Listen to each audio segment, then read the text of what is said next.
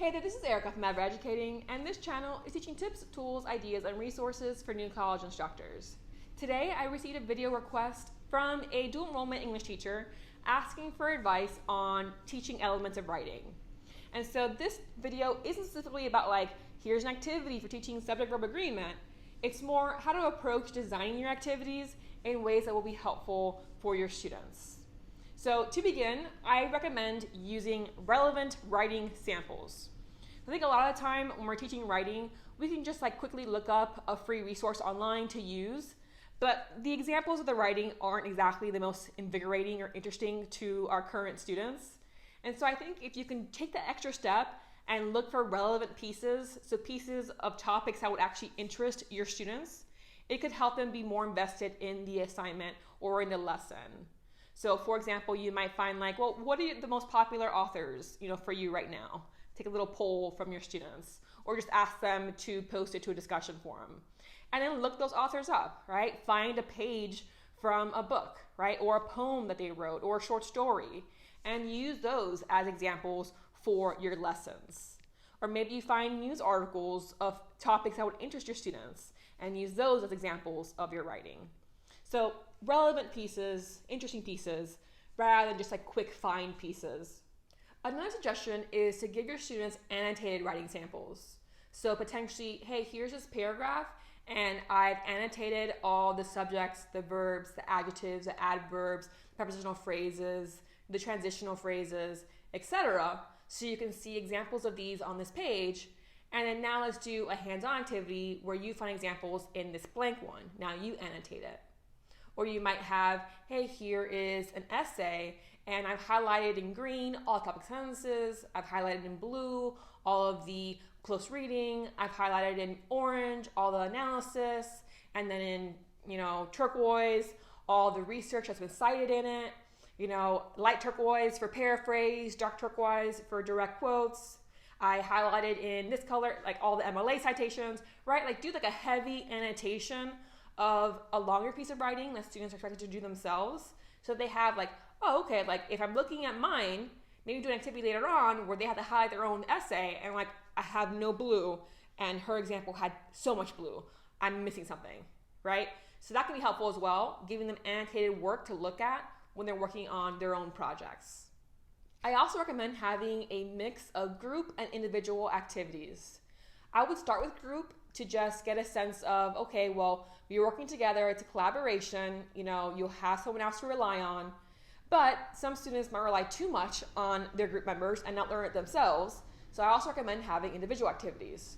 Or maybe you have a strong individual who is in a group with a couple students who have stronger opinions, but not as strong as writing. And so it gives them an opportunity to show you no, I really understood. I just didn't say anything when they were saying something wrong because I was embarrassed. I didn't want to embarrass them, right? You never really know the dynamics of your students. So I recommend doing a mix of small group activities and then individual activities tied to teaching the elements of writing. You might have in the beginning of your course a small activity where individually you get a sense of student writing. So okay, well, these 20 students are either acceptable or great writing, and then these 3 don't know how to put in a comma or a period. I want to make sure that I never put these 3 in a group together because they always all struggle together, right? So you can get a sense of their writing so that you can decide on what small groups to assign in future assignments. So that's something to consider as well, starting with an individual one, collecting that, getting a sense of their writing, and then doing small group activities throughout the class periods and individual ones as well to give different opportunities for students to try writing whatever it is that you're having them do. In a similar vein, have graded and ungraded activities, small activities. So you might have, hey, if you turn it in and you try your best, you'll get the point for it. Doesn't matter if you get a few wrong, it doesn't matter if you get most of them wrong, just put in your best effort. And other ones, hey, make sure you take the time, come see me if you're confused, because this one is going to be graded based off of actually doing the assignment correctly.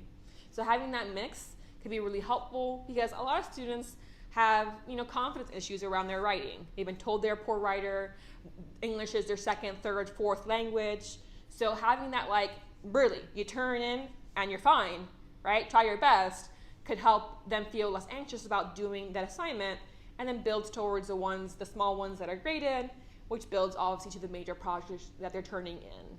So having that mix, I think, could be really helpful as well.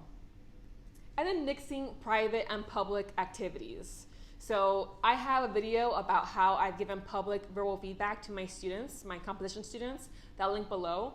So what I mean here basically though is, okay, you're writing this paragraph, make sure you have these elements to it, turn it in the discussion forum by next class period, because next class period I'm gonna go through these paragraphs and give you feedback on it to the whole class, right, live in person. And so students can choose, I want just basic feedback, don't get too nitty gritty because I'm kind of self-conscious about it, or they can say, no, I want detailed feedback. I want to know exactly how I can improve because I want to make sure I get it all right going forward for something that's graded. Because this is one of those, you turn it in, you get the point, types of activities. And so in this case, students get public feedback. But then you also want to have private feedback. So turn this in, and I just write out my comments and send it specifically to you. So in that case, you can do the more detailed because it's only going to them. But I do think having that mix could be helpful because it shows students like, hey, like I really like this person's writing style. Maybe I want to try to work towards that kind of style. Or I never thought about using this way. I think it's a really great idea, right? Or I was confused by that, but now that she explained it to this person, I know what it means, how I do it now going forward myself.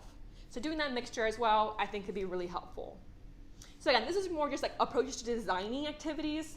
I'll do some research into specific activity ideas for teaching the elements of writing going forward, but I thought this was a good first step for this video request. So if you found this video helpful, click like and let me know, and subscribe if you don't want to miss out on future content. I'll see you next time.